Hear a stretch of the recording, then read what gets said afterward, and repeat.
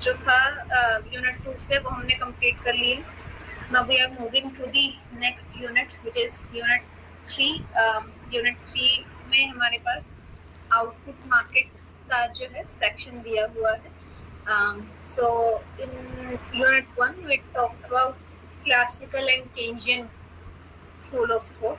Keynesian school of thought का ही पूरा section हमारे सिलेबस में है जो यूनिट 3 और यूनिट 4 में दिया हुआ है। सो केंजियन स्कूल ऑफ थॉट में जो आपका आउटपुट मार्केट था या आउटपुट मॉडल है, जिसमें हम ये डिटरमाइन कर रहे हैं कि किस तरह से आपका जो है गुड्स मार्केट जो है, आउटपुट मार्केट, गुड्स मार्केट, इस मार्केट में जो किस तरह से जो इक्विलिब्रियम आप अचीव कर सकते हो। So for that, like any other market, हमें ये देखने की जरूरत है कि क्या आपके पास डिमांड है, कहाँ से आपके पास जो है सप्लाई हो रहा है, and then we can determine the equilibrium in that market. So this is chapter 9 from Dornish and Fisher, unit 3.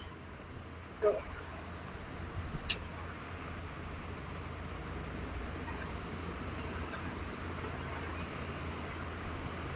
unit 3, Dornish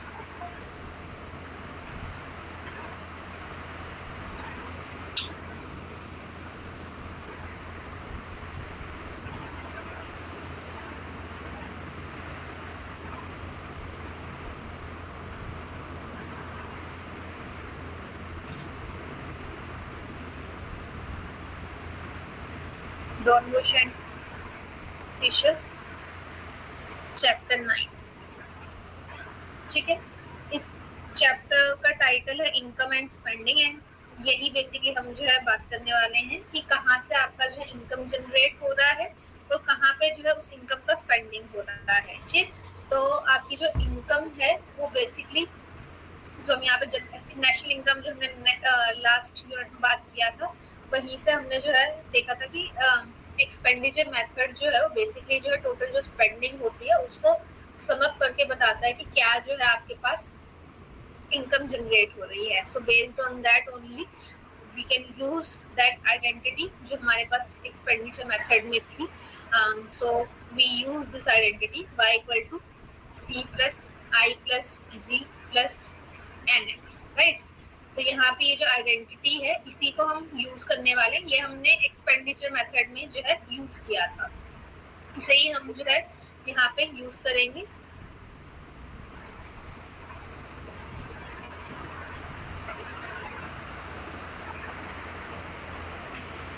यहाँ पे हम इसको यूज करने वाले हैं हमारे स्पेंडिंग को जो है डिटरमाइन करने के लिए। सो बेसिकली ये चैप्टर जो है ये नहीं लेके चल रहा कि हम सीधा बोल रहे हैं कि y equal to this equation, हम ये बोल रहे हैं कि हमारे पास कुछ एग्रीगेट डिमांड है। जो एग्रीगेट डिमांड है वो बेसिकली बता रहा है कि कहाँ से जो है डिमांड जो है जनरेट हो रहा है आपकी इकोनॉमी में। ठीक, तो सबसे हमारे पास जो हमारी इकोनॉमी है उसमें हमारे पास एंटिटीज कौन कौन सी हैं। हमारे पास फर्म है, सबसे पहले हमारे पास हाउस होल्ड है, फर्म है, गवर्नमेंट है और हमारे पास रेस्ट ऑफ द वर्ल्ड है। ये हमारे पास कुछ एंटिटीज हैं जो हमारी इकोनॉमी को फॉर्म करती हैं। ठीक, अब जो हमारी डिमांड जनरेट हो सकती है it can generate from household sector और फ्रॉम दी फर्म्स, और it can generate from the government side और from the rest of the world. So starting with the first entity household. Household का हमने देखा है कि जो consumption होता है, प्राइवेट कंजम्पशन, बेसिकली हाउसहोल्ड का जो है स्पेंडिंग आपको बताता है। सो हमारे पास सबसे पहले आता है जो एग्रीगेट डिमांड है हाउसहोल्ड सेक्टर से, it is this C which is private consumption. Then from the firms we get this investment, कि जो भी फर्म्स होती हैं वो अपनी इन्वेस्टमेंट के थ्रू स्पेंडिंग करती हैं, राइट। देन गवर्नमेंट के लिए हमारे पास हम जी लेके चलते हैं कि government spending is the spending that government is doing from their side, and for the rest of the world net export, export minus import जो है वो आपके पास जो है स्पेंडिंग होता है, राइट।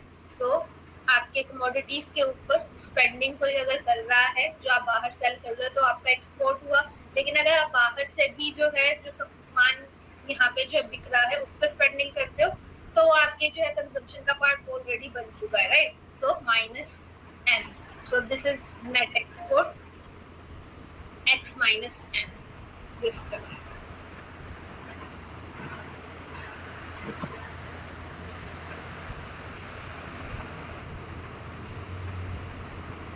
सो ये हमारे पास एग्रीगेट डिमांड जो है बता रहा है कि कौन कौन से अलग अलग सेक्टर्स हैं जहां से हमारे पास जो है डिमांड जनरेट हो रहा है.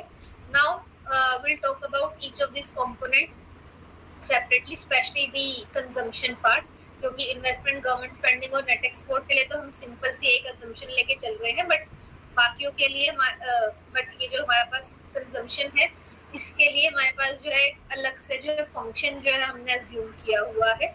So for consumption we are saying that it is C bar plus मैं वही नोटेशन यूज करूंगी जो आपकी बुक में दी हुई है.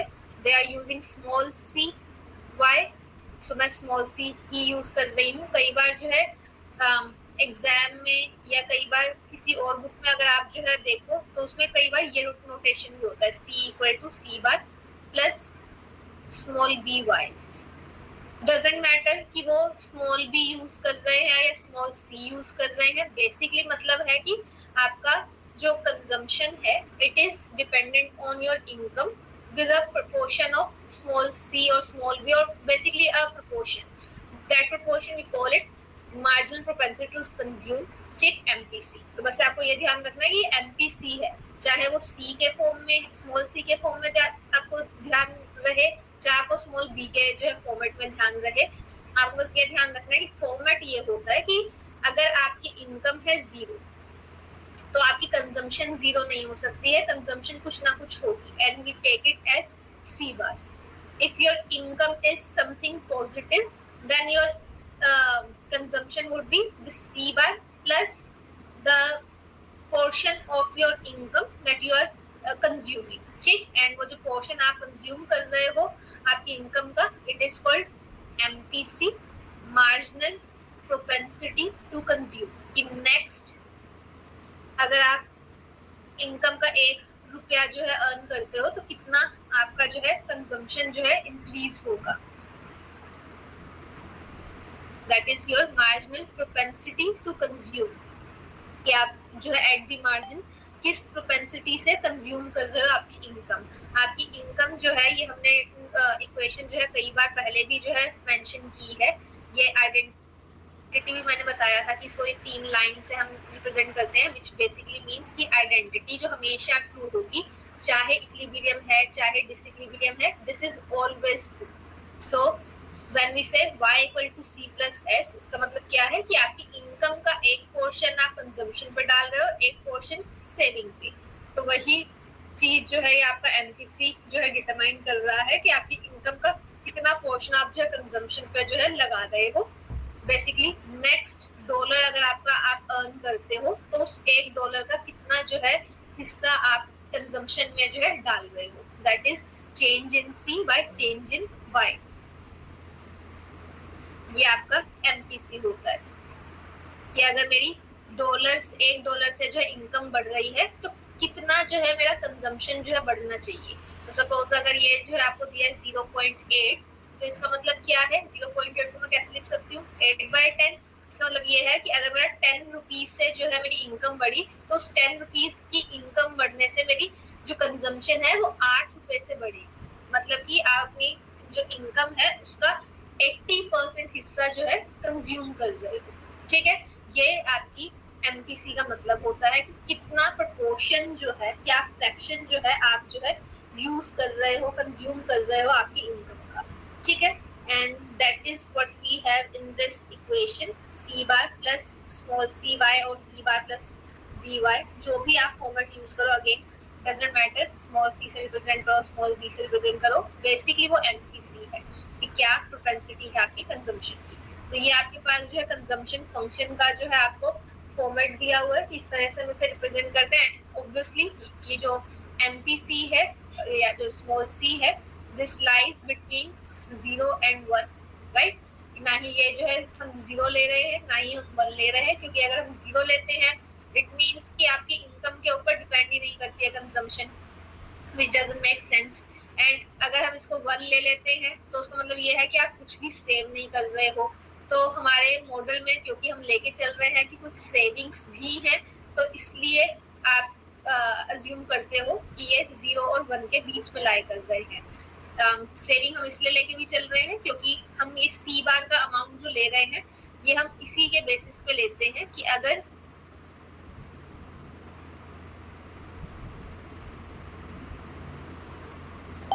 ये जो सी बार हम ले रहे हैं कि इनकम 0 होगी तो आपकी कंजम्पशन तब भी जो है कुछ सी बार होगी। उसका रीजन ये है कि हम अज्यूम करते हैं कि आप अपनी इनकम को पूरी तरह से सिर्फ कंज्यूम नहीं कर रहे हो, कुछ हिस्सा आप सेव भी करते हो।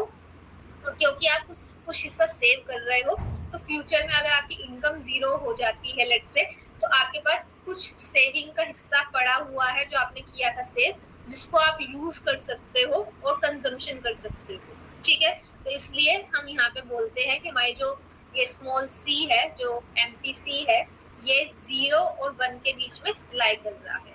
ठीक है, so this is the consumption function that we have in our model.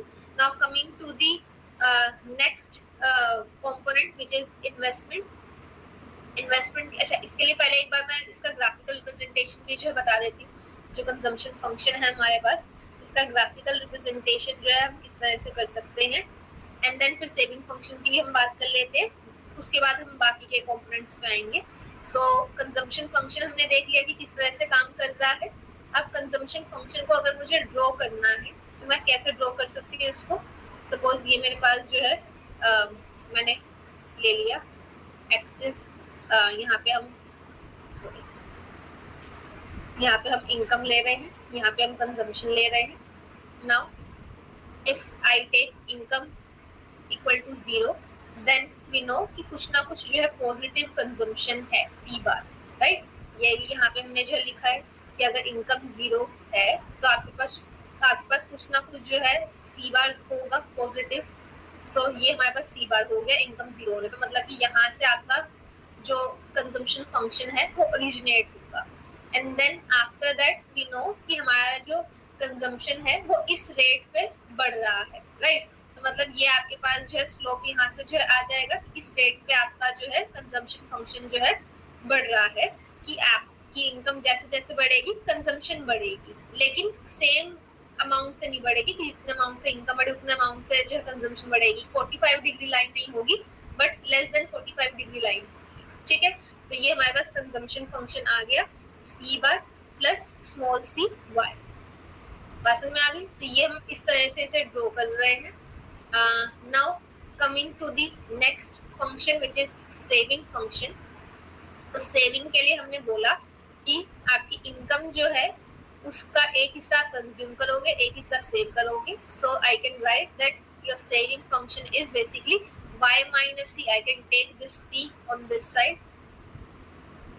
So this is what we have now for saving function, that it is income minus consumption. जो भी आपकी इनकम है उसमें से आप जो भी कंज्यूम कर रहे हो उसको हटा दो, तो जो भी बचा आपके पास वो आपकी सेविंग हुई, राइट।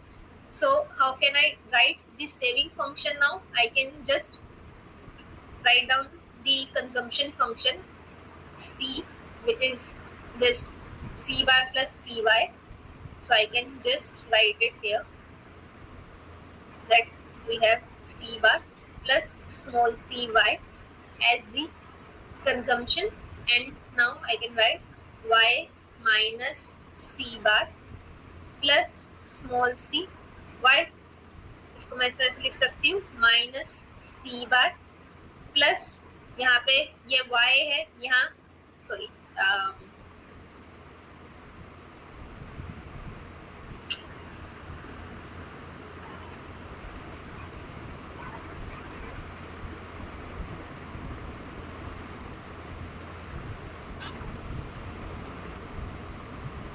यहाँ पे ये माइनस प्लस माइनस हो जाएगा। So minus C Y, so minus C bar, and यहाँ पे ये पॉजिटिव y है, यहाँ पे नेगेटिव सी वाई है। So I can write plus 1 minus C Y, right. अगर मैं इस ब्रैकेट को खोलती हूँ तो मेरे पास क्या आएगा y minus C Y. So I can write this function this equation like this, right. So मेरे पास यहाँ पे सेविंग फंक्शन जो है मेरे पास आ गया कि जो सेविंग फंक्शन है वो भी इनकम पे डिपेंड करता है।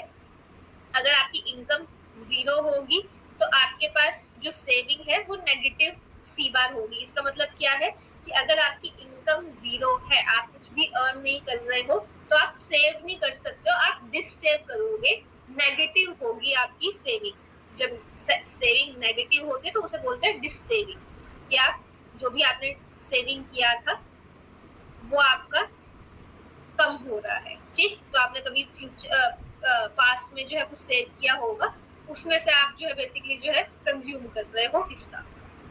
तो यहाँ पर डिससेविंग दिखा रहा है माइनस सी बार, और साथ में कि जैसे जैसे इनकम बढ़ेगी वैसे वैसे आपकी सेविंग बढ़ेगी। किस रेट पे बढ़ेगी? 1 माइनस स्मॉल सी के रेट पे। 1 माइनस स्मॉल सी बेसिकली क्या दिखा रहा है? 1 माइनस स्मॉल सी आपको दिखा रहा है कि यहाँ पे मैं लिख देती हूँ इसको,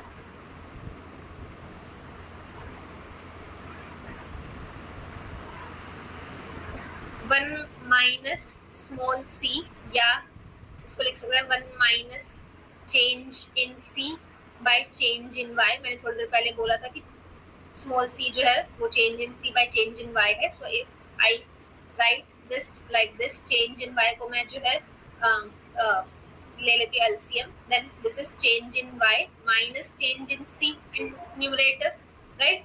change in Y minus change in C क्या है?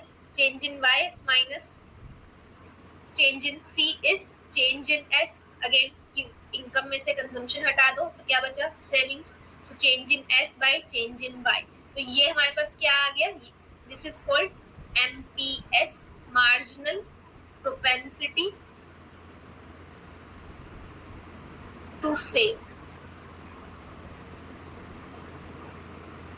कि आपकी जो इनकम है उसका जो हिस्सा आप सेविंग पे डाल रहे हो वो आपको इस 1 माइनस स्मॉल सी या 1 माइनस एमपीसी से मिलता है, जिसको हम बोलते हैं MPS. And that is why we say कि जो आपका एमपीसी और एमपीएस होता है, इन दोनों का समेशन 1 होता है, जो कि मैंने अभी अभी आपको शो भी करके दिखाया कि आपका ये एमपीएस है और ये हमने यहाँ से निकाला है जहाँ पे हम 1 माइनस सी करते हैं, 1 माइनस एमपीसी कर रहे हैं। ठीक है, तो अगर 1 माइनस एमपीसी से एमपीएस आ रहा है तो obviously MPC plus MPS is 1, right.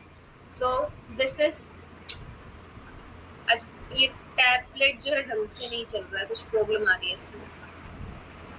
So this is what we have for saving function. Now for the graphical representation of saving function,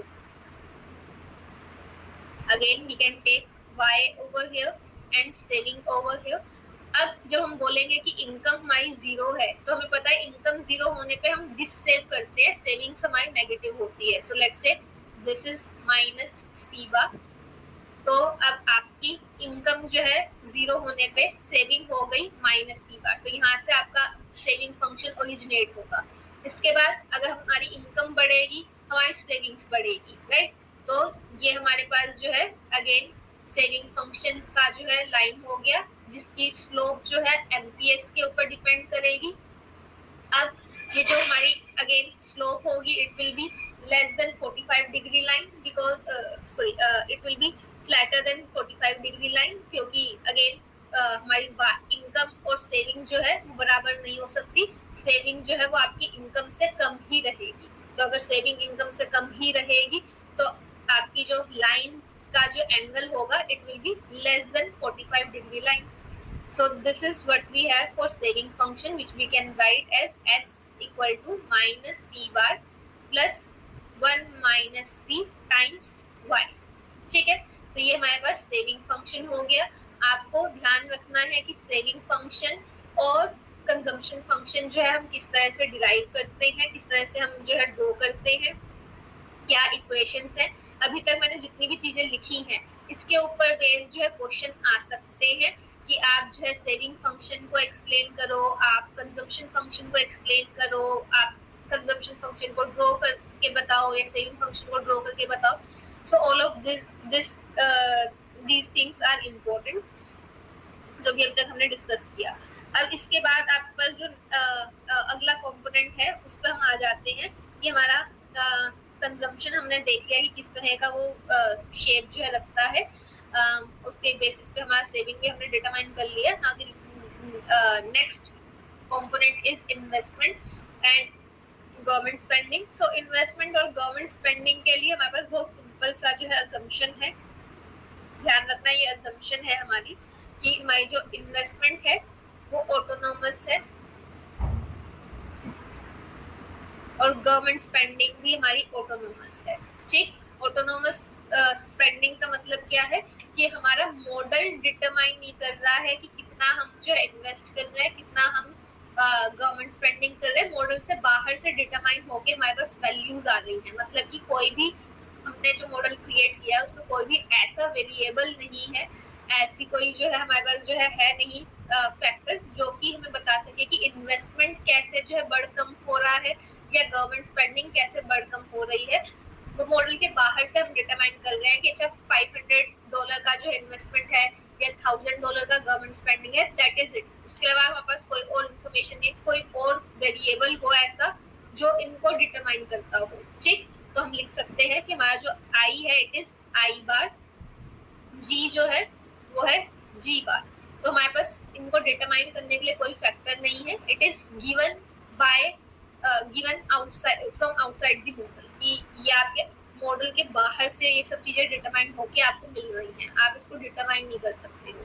so for investment government spending, this is our assumption, and even for the net export we are assuming again that it is autonomous, so net export is also nx bar। ये भी आपको बाहर से ही model के determine हो रहा है। आप इसको इस तरह से लिख सकते हो कि nx is x minus m, export minus imports, and ये आपके पास जो दोनों डिटरमाइन होगी बाहर से आ रहे हैं x बार माइनस m बार, तो आपके पास नेट एक्सपोर्ट जो है nx बार हो गया। ठीक है, तो ये आपके पास कुछ अजम्पशंस हैं जिसके बेसिस पे हम अपना मॉडल जो है बिल्ड करने वाले हैं। तो हमारे पास बेसिकली अब एग्रीगेट डिमांड का जो है इक्वेशन हो गया कि ये हमारे पास एग्रीगेट डिमांड है, ये सारे हमारे पास कंपोनेंट्स हैं एग्रीगेट डिमांड के। अब हम यहाँ पे ये बता सकते हैं कि टोटल जो हमारी एग्रीगेट डिमांड है वो किस तरह की यहाँ पे हम रिप्रेजेंट कर रहे हैं। So we know that aggregate demand जो है हमने लिखा it is C plus I plus G plus NX, right. So I can write ये जो हमने फंक्शन लिया था कंजम्पशन फंक्शन का एज C, तो C bar plus small c by, ये हमारे पास कंजम्पशन हो गया। For investment it is I bar, for government spending we have G bar, and for net export we have NX bar। ठीक, तो ये हमारे पास जो एग्रीगेट डिमांड की इक्वेशन आ गई as per the assumption of our model. ठीक, अब हमें ये जानना है कि कहाँ पे हमारे पास जो है इक्विलिब्रियम आ रहा है इस गुड्स मार्केट में, जो ये अलग अलग जगह से जो है स्पेंडिंग जो है जनरेट कर रही है। सो इक्विलिब्रियम आने का मतलब है कि आपकी जो भी सप्लाई है वो आपकी डिमांड के बराबर हो, राइट। अब ये तो आपने प्रोडक्शन की जो आपकी डिमांड जो है आ रही है कि कितना जो है अलग अलग जगहों से जो है डिमांड है। अब आपका प्रोडक्शन हुआ कितने का है, वो हमारा प्रोडक्शन हो रहा है, ये वाई से हम जो है प्रोडक्शन जो है रिप्रेजेंट कर रहे हैं कि ये हमारा प्रोडक्शन है। तो अगर आपका प्रोडक्शन वाई है देन दैट केस आपका आउटपुट जो है एग्रीगेट डिमांड के बराबर होना चाहिए। जो भी आपकी स्पेंडिंग हो रही है वो आपकी प्रोडक्शन के ऊपर होगी, तो प्रोडक्शन जो है एग्रीगेट डिमांड के बराबर होना चाहिए, तभी आप इक्विलिब्रियम में हो सकते हैं। So for equilibrium y should be equal to AD। ठीक, so I can write that in equilibrium this y is equal to C bar plus small c y plus I bar G bar and NX bar, right। so I can write कि जो C bar I bar G बार और NX बार है इनको मैं इस तरह से लिख सकती हूँ। अच्छा, before doing that I need to make two different sections on two sector economy and three sector economy। तो पहले हम जो टू सेक्टर इकोनॉमी की बात कर लेते हैं। टू सेक्टर इकोनॉमी का मतलब क्या है, यहाँ पे मैंने जो लिखा ये हमारे पास चार जो है एंटिटीज हैं, हाउस होल्ड है, फर्म है, गवर्नमेंट और रेस्ट ऑफ द वर्ल्ड। तो अगर मैं जो है बोलूँ कि हमारे पास टू सेक्टर इकोनॉमी है कि सिर्फ दो ही सेक्टर है, ठीक, उस दो सेक्टर का मतलब क्या है, सिर्फ हाउस होल्ड और फर्म्स आपस में इंटरेक्ट कर रही हैं, गवर्नमेंट नहीं है। तो उस केस में ये जो गवर्नमेंट स्पेंडिंग और रेस्ट ऑफ द वर्ल्ड हम लेके चल रहे हैं, ये हमारे पास नहीं होगा। तो उस केस में यहाँ पे अभी तक हमने जो है ये इक्विलिब्रियम की इक्वेशन लिख दी है, ठीक है, जो हमारी 4 सेक्टर इकोनॉमी पे, 4 सेक्टर इकोनॉमी पे अप्लाई हो रही है। अब अगर मैं इनको सेपरेटली जो है कंसिडर करना चाहूँ, तो सबसे पहले मैं 2 सेक्टर इकोनॉमी की बात कर रही हूँ।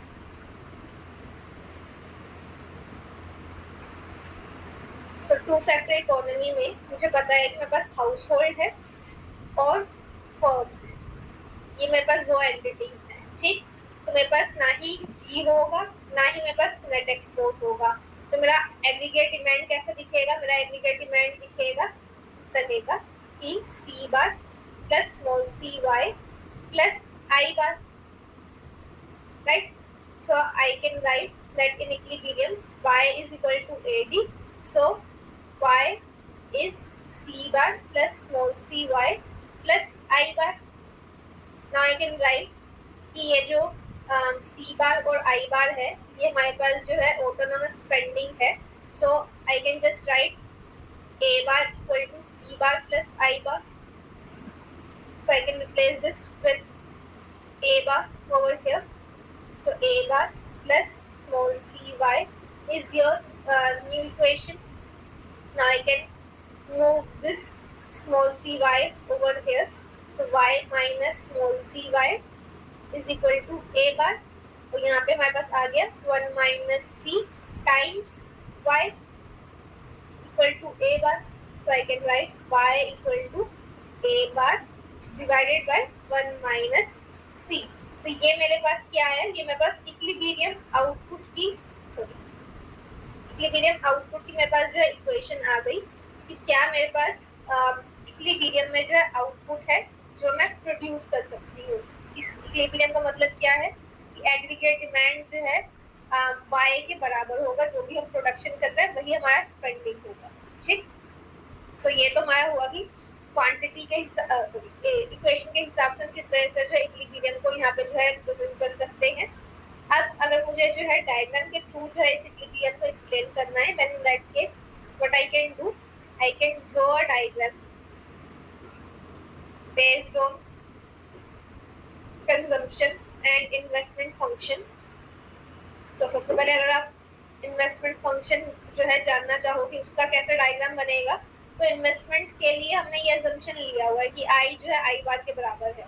सो अगर मुझे ये डायग्राम ड्रॉ करना पड़े इन्वेस्टमेंट का, यहाँ पे मैं y ले रही हूँ, यहाँ पे मैं I ले रही हूँ, तो अगर इनकम जो है वो अफेक्ट ही नहीं कर रही है कि कितना जो है आपका इन्वेस्टमेंट होगा, इन्वेस्टमेंट को अफेक्ट करने वाला कोई भी फैक्टर नहीं है, तो इनकम भी अफेक्ट नहीं कर रही है। तो जब इनकम अफेक्ट ही नहीं कर रही कि कितना जो है आपका इन्वेस्टमेंट हो, और सपोज मॉडल के बाहर से जो डिटरमाइन होके आ गया कि ये आपके पास आई बार है, तो चाहे इनकम 0 हो, चाहे इनकम 1000 हो, चाहे इनकम 5000 हो, चाहे इनकम जो है 10,000 हो, डजेंट मैटर, आपका इन्वेस्टमेंट जो है सेम रहेगा for each income level, right.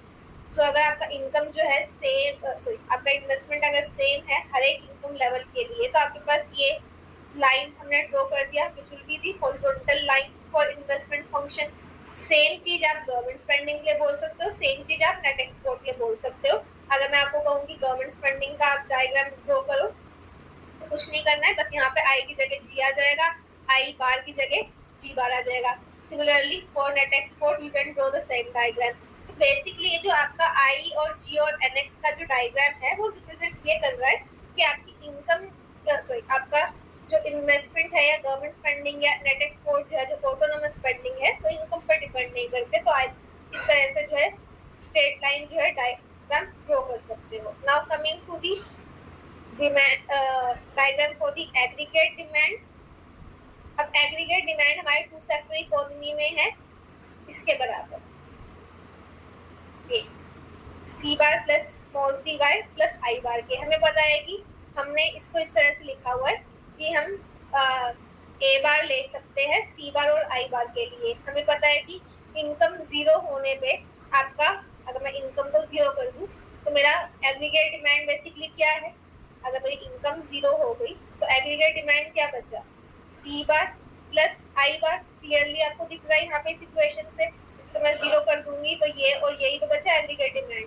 तो आई कैन राइट कि एग्रीगेट डिमांड जो है इज इक्वल टू ए बार, क्योंकि मैंने लिया हुआ कि सी बार और आई बार को हम लिख सकते हैं ए बार।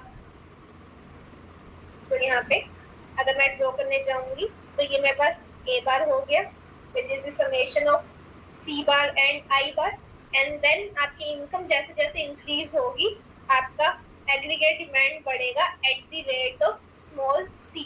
ठीक, तो ये आपके पास इस तरह से जो है एग्रीगेट डिमांड की जो इक्वेशन आ गई, that it is aggregate demand is equal to A bar plus small C Y.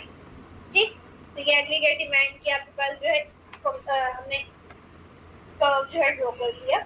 Now we can draw a 45 degree line. जो 45 डिग्री लाइन है वो बेसिकली क्या कर रही है,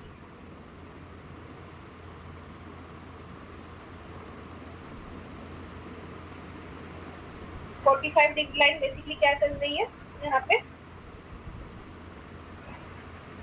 इस इन दोनों एक्सिस को कोई भी 45 डिग्री आप लाइन ड्रॉ करते हो तो वो दोनों एक्सिस को बराबर भागों में बांट देती है, राइट।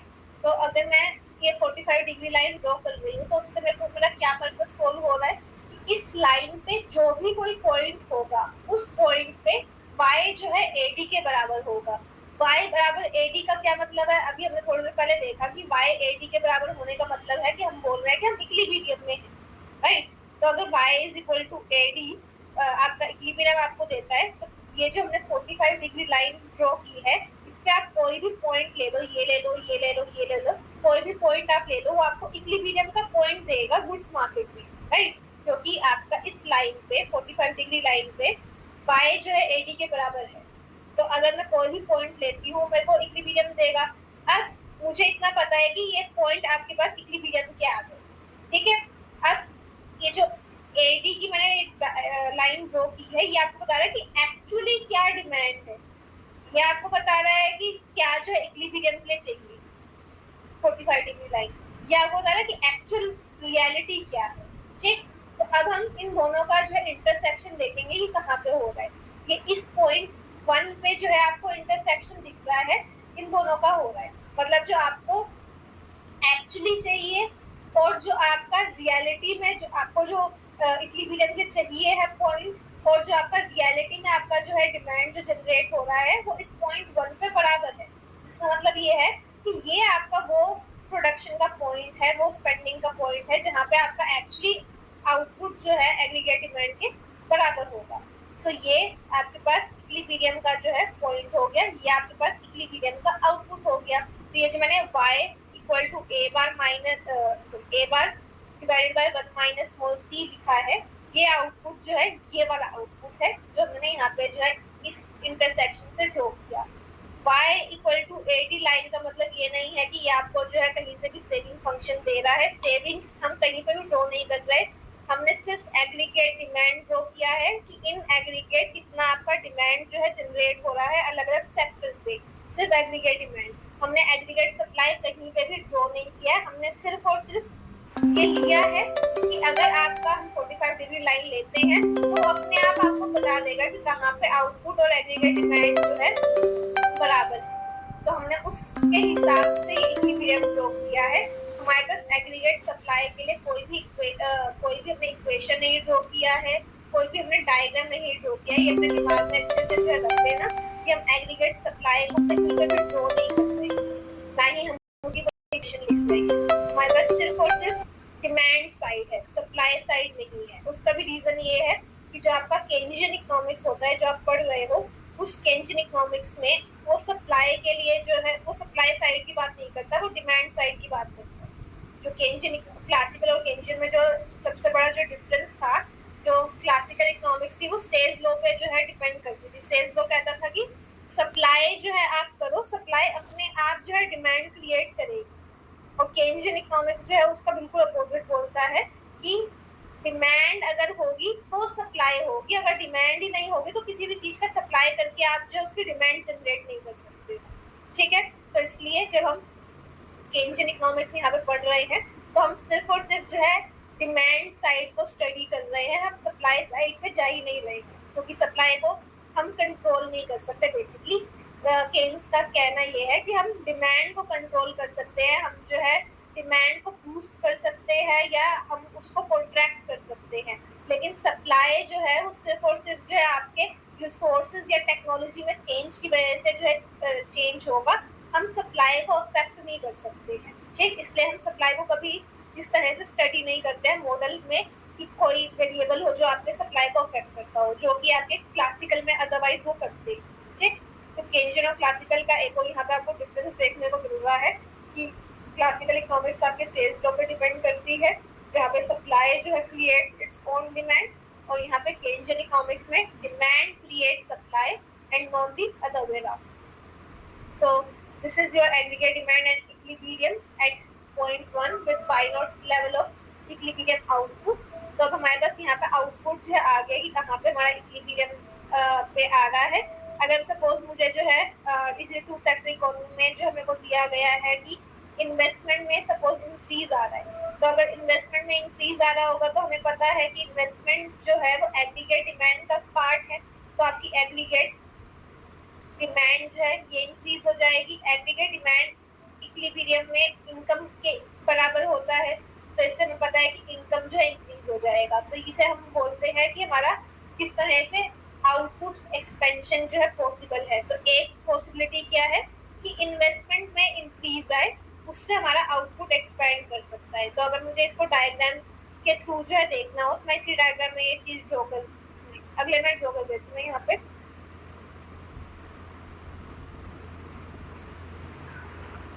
ये हमारे पास एग्रीगेट डिमांड है, ये वाई है, ये मैंने जो है एग्रीगेट डिमांड के डी नोट ड्रॉ किया, मेरे पास 45 डिग्री लाइन है, Y equal to A D की, और ये मैंने जो है ड्रॉ किया है on the basis of I naught. अब अगर मेरा इन्वेस्टमेंट बढ़ता है तो इन्वेस्टमेंट जो है बेसिकली कहाँ पे आता है इस पूरे डायग्राम में, इन्वेस्टमेंट जो है वो इस इंटरसेप्ट को चेंज करेगा। इंटरसेप्ट में ही हमारा सिर्फ आई बार आ रहा है, कहीं और नहीं आ रहा है। तो अगर इन्वेस्टमेंट जो है बढ़ गया और बढ़ के जो है I1 हो गया ग्रेटर देन आई नोट, तो हमारा जो ए बार था, ए बार नोट कर लेते हैं, जो था सी bar plus I bar note,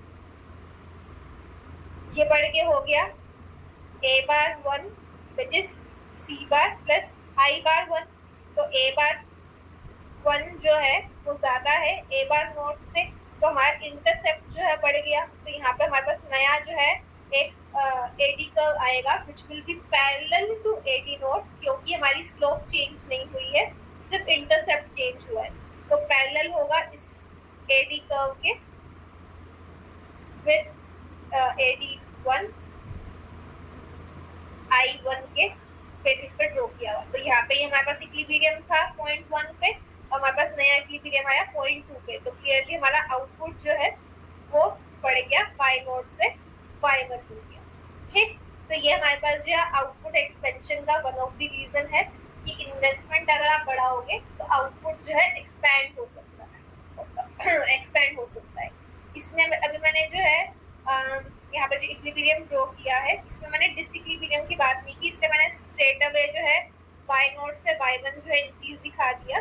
कल मैं जो है डिसइक्विलिब्रियम की बात करूंगी कि ये जो इक्विलिब्रियम है ये ना हो कि अगर हमारे पास डिसइक्विलिब्रियम की सिचुएशन हो तो क्या होता है, एंड देन मैं फिर से इस वाले पे जो है जाऊंगी कि कैसे हम यहाँ पे जो है शो करेंगे कि पॉइंट 1 से आप पॉइंट 2 पे मूव कर रहे हैं, क्योंकि सीधा आप ये नहीं बोल सकते कि पॉइंट 1 से पॉइंट 2 पे मूव किए और आपके पास जो है आउटपुट इंक्रीज आ गया। उसमें इन बिटवीन जो है क्या चीजें हो रही हैं वो भी आपको जो है पता होनी चाहिए।